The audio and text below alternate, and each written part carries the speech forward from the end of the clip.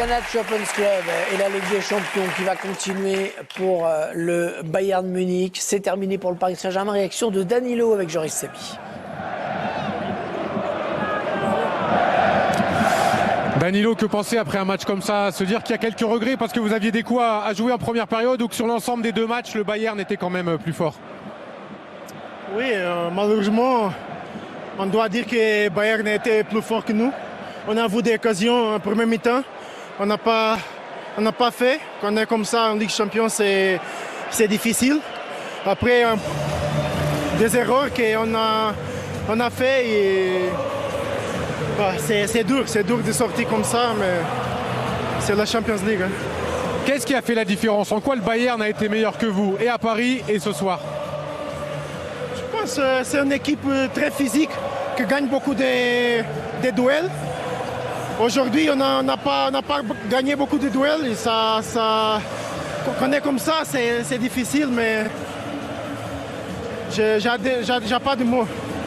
Danilo, vous êtes à Paris maintenant depuis plusieurs saisons. Vous sentez que cette équipe progresse ou pas vraiment? Ouais, pour progresser, on doit être tous ensemble. On doit faire des choses ensemble, pas individuellement. Mais je pense qu'on doit continuer comme ça, à progresser. Parce que Paris c'est grand. On doit être fiers de nous-mêmes. Parce qu'on est de grands joueurs ici. Qui doivent travailler ensemble pour grandir. Merci beaucoup.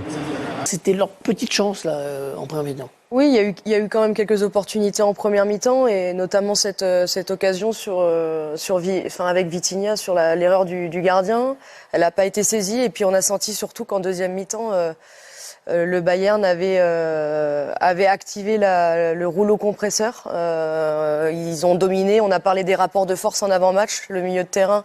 Les couloirs, pour moi, les rapports de force ont été perdus, un petit peu perdus partout, et le plan Kylian Mbappé a plutôt bien fonctionné parce que je trouve qu'on l'a pas du tout vu.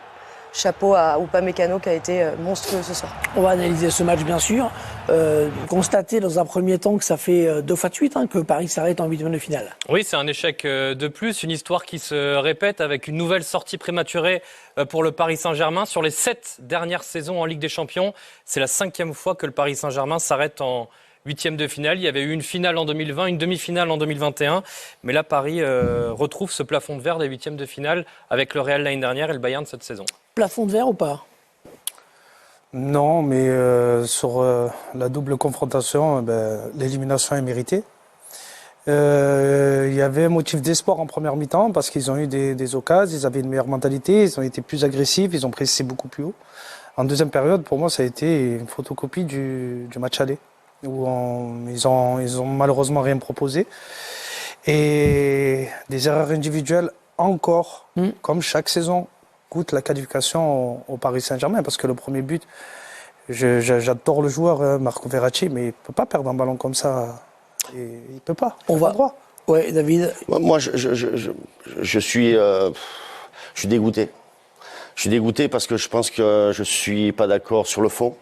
Je suis pas d'accord sur la forme. On finit un match comme ça avec des déceptions qui sont dues à des manques d'engagement clairs, des manques d'investissement clairs. Il y a une véritable problématique depuis des années et on en parle sur ces éliminations en huitième, en quart. Il y a un véritable problème. Il y a des joueurs dans cette équipe. Je ne vais pas tirer sur l'ambulance parce que c'est pas tout, mais je me demande au niveau de politique de recrutement comment on peut mettre en place un projet pour gagner la Ligue des Champions et avoir si peu de profondeur de banc par rapport à un Bayern. On en parlait quand on voit le Bayern de Munich, les joueurs qui sont rentrés, Sané, Mané, Gnabry, on a quand même le Paris Saint-Germain, on est quand même capable aujourd'hui, si on prétend gagner la Ligue des Champions, être à la hauteur de ses ambitions. Être à la hauteur de ses ambitions, c'est faire en sorte que dans le recrutement, on prenne des joueurs qui soient à la hauteur. Au milieu de terrain aujourd'hui, Vitinha n'est pas du tout à la hauteur de l'événement. C'est pas possible. On parlait de Messi avant le match. Est-ce qu'il va partir? Est-ce qu'il va pas partir? Si on veut que le Paris Saint-Germain gagne la Champions League un jour, il faut des joueurs qui s'investissent beaucoup plus dans le club. Et le club est plus important que les joueurs. On parle pas de talent, là. On parle d'une équipe. Construire une équipe pas avoir des talents Neymar, Messi, Mbappé. C'est tout le monde à l'unisson pour le club, pour le Paris Saint-Germain. Parce que le Paris Saint-Germain, c'est le plus important. On s'en fout des joueurs. On va parler de la politique du club, de l'avenir. Je voudrais qu'on reste quand même, parce qu'on a un peu le temps, sur le match dans un premier temps. Et on reviendra plus tard sur le proche avenir et sur ce que vous êtes en train de dire, David. Mais restons sur le match. Vous disiez effectivement, vous rappeliez combien les fautes individuelles ont coûté cher sur les dernières années. On pense à Donnarumma, bien sûr, la saison dernière contre Benzema. Donnarumma au match aller également. Il y a eu d'autres matchs. Depuis le début de saison, c'est de faire jouer l'adversaire dans l'axe pour après le coincer dans l'entonnoir. Là, à 20 mètres du but, c'est des risques qui sont inutiles. Après, cela dit, c'est des risques que Verratti prend assez souvent. C'est son style aussi. Oui, alors après, j'ai une solution autour de lui pour le sortir un petit peu de cet embarras-là. Et après, il prend la mauvaise décision de vouloir tout faire tout seul, parce qu'il a pris cette habitude depuis déjà trop longtemps, de vouloir faire des risques assez démesurés proches de sa surface. Alors que, comme je l'ai dit juste avant... C'est au moment clé. Parce que je pense qu'ils sont pas forcément complètement investis. Moi, je fais une comparaison très simple. On regardait le match ensemble, on parlait de Kimmich, qui est aujourd'hui ce qui se fait de mieux au niveau sentinelle, au milieu récupérateur. C'est on va dire le même poste que Marco Verratti. Un joue au Bayern, l'autre joue à Paris. Le Bayern gagne. Le Paris Saint-Germain perd. Il y a des erreurs qui sont faites d'un côté. Kimmich a dû perdre 0 ballon dans tout le match. La différence, elle se fait sur des détails. À ce niveau-là, ce sont des détails. Et les joueurs qui sont en place, comme Marco Verratti, moi j'ai toujours dit que Marco Verratti était un superbe joueur. Il a quand même fait Il manquait quelque chose, il manquait un plus indéniable à apporter à l'équipe. Il doit être beaucoup plus présent, beaucoup plus aboyeur sur le terrain. Vous voyez, il prend des jeunes tous les 4 matins. Ouais, mais c'est pas aboyer ça. On voit pas sur l'arbitre. Après, souvenez-vous, en phase de groupe cette saison, dans le match important pour la première place contre Benfica, qui fait la faute sur le penalty pour Benfica, c'est Verratti aussi. Donc dans les grands matchs, il n'a pas toujours été au rendez-vous. En tout cas, il n'a pas toujours donné l'exemple. On va pas tirer sur Marco Verratti parce que je pense que c'est une. Voilà, il est déjà criblé de balles. Ouais, non, mais c'est une élimination. Il en a pris quelques-unes, collective. Et quand je dis collective, c'est les décisions qui sont prises dès le départ, de faire jouer Marquinhos alors qu'il est blessé, de faire jouer Hakimi alors qu'il y a des difficultés dans sa vie, on le met sur le terrain. Hakimi, il a été l'ombre de ce qu'il est capable de faire sur un terrain de football. Il faut appeler un chat un chat. Aujourd'hui, le Paris Saint-Germain doit te mettre tous les atouts de son côté quand tu joues contre une équipe comme le Bayern de Munich, parce qu'ils rigolent pas. Ils sont pas rentrés ce soir pour rigoler sur le terrain. Rectifier, on tire pas sur Marco Verratti. J'adore le joueur, il adore le joueur. Simplement qu'à un moment donné, quand tu as fait une bonne première période, tu rentres en seconde période, pendant 15 minutes, tu ne touches pas le ballon, la dernière des choses à faire, c'est de dribbler à 20 mètres de ton but, sachant qu'il y a un pressing. C'est d'être rationnel. C'est pas une question, on ne critique pas ses qualités ou quoi que ce soit. Il y a une autre constante, c'est un ancien qui marque, un ex. Un ancien du Paris Saint-Germain. C'est vrai que face au Bayern, c'est devenu une constante. Ça avait démarré lors de la finale de la Ligue des Champions 2020 avec ce but de Kingsley Coman. Lors du quart de finale en 2021, Paris s'était qualifié, mais à l'aller au retour, c'est Choupo-Moting qui avait marqué. Et là encore, cette saison, à l'aller Coman, au retour Choupo-Moting. Sur tous ces matchs-là, sur les 7 buts du Bayern, 5 ont été inscrits par des anciens parisiens. 3 Choupo-Moting, 2 Coman. On va vous montrer le deuxième but, marqué par Sergi Gnabry en extrême fin de match. Alors, Mukiele, Bichabou, Zaïre Emery, Ekitike et Bernat. regardez le momentum. C'est pas tout à fait pareil. Avec effectivement, après le but, une tentative de réaction des Parisiens, mais sans trop de danger. Même s'il y a eu des occasions, je voudrais qu'on revienne sur les occasions parisiennes, et notamment sur la première. C'est là que le match bascule, parce que dans ce genre de match, la chance, elle passe une fois, il faut la prendre, et ils n'ont pas su la prendre sur une erreur. C'est un comparé cadeau, avec la faute de Donnarumma la semaine dernière, Kingsley Coman avec Joris Sabi. Je voudrais qu'on parle du rendez-vous manqué finalement, avec celui qu'on attendait comme le Messi, Kylian Mbappé, qui a pas réussi à émerger dans cette partie, mis sous les ténors, notamment par Upamecano qui a fait un gros match, mais pas seulement, isolé, mal servi. Forçant son jeu parfois, mal servi. Parfois, il a voulu aussi y aller tout seul plutôt que de jouer avec ses partenaires. Je pense peut-être aussi que tout le monde en a un peu trop fait en avant-match, c'est même pas de sa faute, j'ai envie de dire, mais tout le monde a tellement parlé de lui que le Bayern, pour le coup, s'est extrêmement bien préparé. J'ai trouvé que aussi omnubilé par Kylian Mbappé. Donc voilà, Kylian, c'était la clé du match. Ça veut pas dire tout le monde passe par Kylian, etc. Et vous voyez ces chiffres, hein, les 32 ballons, mais surtout aucun duel gagné, aucun dribble réussi. Et au total, 4 tirs encadrés pour lui ce soir. Paul Tchoukriel, Sidney Govou en direct de Munich. Est-ce que vous avez eu le sentiment, à un moment donné... Ah non, on est en interview en ce moment. Donc, est-ce que vous avez, alors je vous pose la question à vous, Samir, est-ce que vous avez eu le sentiment que, à force d'entendre qu'il était l'élément qui peut faire la différence, et même ses coéquipiers disaient Laure, justement, on a trop joué parfois sur lui, alors que le jeu appelait autre chose. Oui et non, j'ai été dans cette situation. Quand on a un attaquant qui fait la différence, on essaie de le servir au maximum parce qu'on se dit il peut nous débloquer la situation. Mais quand on regarde l'équipe du PSG ce soir, mis à part lui, d'où aurait pu venir la lumière?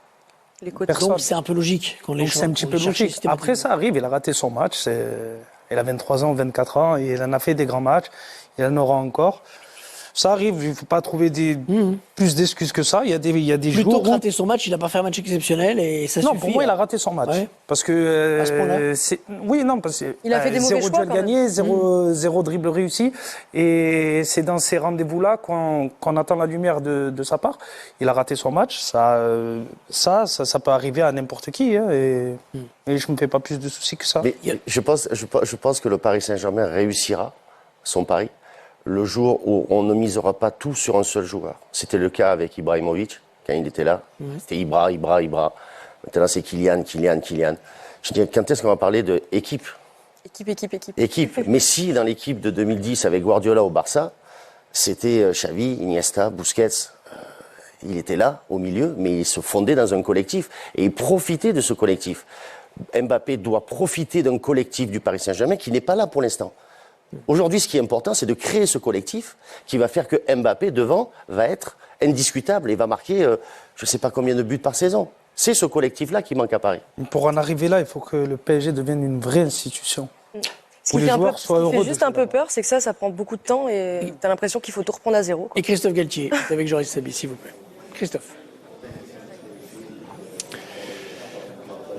Christophe, quelle analyse vous faites du match de ce soir d'abord ? Qu'on n'a pas su marquer sur nos temps forts. On a eu une très bonne première période où nous nous sommes créés des situations où il semblait qu'on arrivait bien à rivaliser avec l'adversaire. On a eu des temps forts. Malheureusement, on n'a pas pu concrétiser les situations que nous avons eues. Nous en avons eu une très grosse sur un pressing. Nous avons eu pas mal de situations très proches du but adverse. Malheureusement, on n'a pas pu ouvrir le score. Et ensuite, en deuxième période, on prend ce but vraiment stupide. À ce niveau-là, il faut avoir un peu plus de lucidité.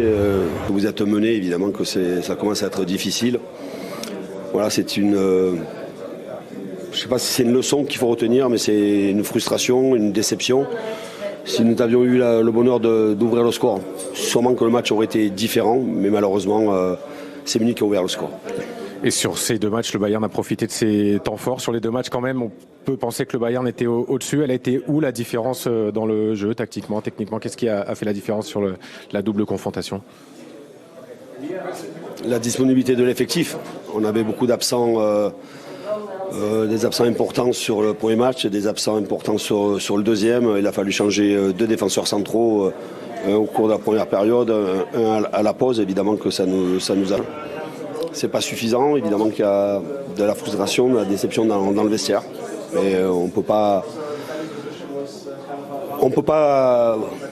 refaire la double confrontation, il faut maintenant regarder devant. Regardez devant, mais quand même un premier bilan, c'est l'autre de ces grands clubs. Vous le disiez hier en conférence de presse, la saison ne se joue pas là, mais c'est l'essentiel, c'est en tout cas l'objectif principal du PSG. Ça reste quand même une déception de sortir dès les huitièmes de finale, forcément. Oui, forcément, ouais, ça reste une grande déception. Il faut malheureusement la digérer et l'accepter pour continuer notre parcours en championnat. Évidemment que tout le monde est déçu, je suis le premier déçu, tout le monde est vraiment déçu. Même si nous avions eu difficultés sur le premier match. On fondait quand même beaucoup d'espoir sur le match retour. Malheureusement, voilà, on n'a pas, je le répète encore une fois, pas su ouvrir le score quand nous en avions la possibilité. Et je suis obligé de vous poser la question parce que c'est ça aussi le lot des grands clubs. Est-ce que cette élimination, pour vous, peut avoir un impact? Est-ce que ça vous fait vous poser des questions sur votre avenir au PSG ou c'est trop loin? Non, c'est vraiment trop tôt. Mon avenir dépend évidemment de ma direction sportive, de mon président, évidemment, qui a une déception. C'est comme ça, le club fondait beaucoup d'espoir sur cette compétition. Moi, je maintiens le cap, je reste focus sur la fin de saison. Et puis, voilà, avec beaucoup d'énergie, beaucoup de détermination, il faudra rapidement digérer cette déception. Merci beaucoup, Christophe. Bonne soirée. Moi je dis foutu que sur le bien, moi ça va pas, encore une défaite, encore éliminé en 8ème. Mais c'est plus le Paris Saint-Germain, c'est le Paris Saint-Germain. Il y a un truc qui va pas, faut même plus supporter cette équipe. C'est malsain pour nous, à chaque fois on espère, et rien. Vous pouvez même pas remonter un but. On peut faire une remontada d'un but. Pour subir les remontadas on est bon, mais pour en faire une on n'arrive pas. D'un but quand même. C'est incroyable. Non, c'est le Paris Saint-Germain. Cette équipe n'a pas besoin de Neymar, de Messi, de Ronaldo. Non, elle a besoin d'un pasteur, d'un imam. Ramenez quelqu'un de saint. Ramenez un homme de Dieu pour cette équipe, sérieusement. C'est pas possible d'autant d'humiliation, c'est pas possible. Non mais j'ai l'impression, on pourra être dans l'an 3000. Il est en train de regarder les matchs dans le métaverse avec des casques de réalité virtuelle. Mais la réalité, c'est que le PSG ne gagnera jamais de Ligue des Champions. J'ai l'impression. C'est incroyable. Il n'y avait qu'un seul homme qui voulait gagner. C'était Mbappé. Il n'y avait que lui. Les autres, ils étaient pas à fond. Messi, t'es pas parisien. T'es un pharisien. T'es un menteur. Non, quand t'es venu au club, oui, je me donnerai à 100% pour la Ligue des Champions. À 100%. T'étais pas à 100% là. Numéro 30 dans le dos. Parce que tu fais tes 30 pas par match. C'est tout. Il y en a qui font, comme on connaît l'expression, faire les 100 pas. Toi, t'as fait tes 30 pas. Tu fais tes 30 pas dans le match. On attendait un miracle dans ce match. Mais toi, oui, t'as fait un miracle dans ce match. C'est de disparaître en seconde mi-temps. On t'a pas vu en seconde mi-temps. Mais en première mi-temps, tu voyais de temps en temps. C'est incroyable. Le mec rase la barbe pour paraître plus jeune. Bah oui, bah tu faisais plus jeune. Et des erreurs d'un débutant. Des erreurs d'un jeune de 15-16 ans. Tu rases la barbe, tu parles quelques années. Mais t'as aussi perdu beaucoup de ballons. Beaucoup de ballons. En premier mi-temps, on voyait que tu tentais des choses. Mais en deuxième mi-temps, on avait vraiment besoin de toi. Il fallait vraiment pousser. Faire quelque chose. T'étais pas là. Il était pas là. Il fallait chercher Mbappé, lui mettre en deuxième mi-temps, on te cherchait toi. Il y a le Messi qui a marché sur l'eau, toi tu faisais que marcher sur le terrain. Tu faisais que marcher sur le terrain. Et t'as de la chance qu'il y a ton nom qui te sauve. Parce que Galtier t'aurait vite sorti. T'as de la chance. Galtier, là je vais pas le critiquer sur la composition. Mais le pire c'est qu'au tout début, ils avaient de l'envie. On pouvait vraiment compter sur peut-être une remontada, mais comme par hasard, comme l'année dernière. Là où Donnarumma avait foiré, là c'est Verratti qui foire. Putain, mais qu'est-ce que tu nous fais? Tu regardes pas dans le dos? Oui, c'est un oubli. C'est un oubli? Ah, mais t'oublies de récupérer des ballons. T'oublies de grandir. Mais pour fumer tes Marlboro, ah, t'oublies pas. 7 paquets par jour, là, il n'oublie pas. Mais c'est incroyable.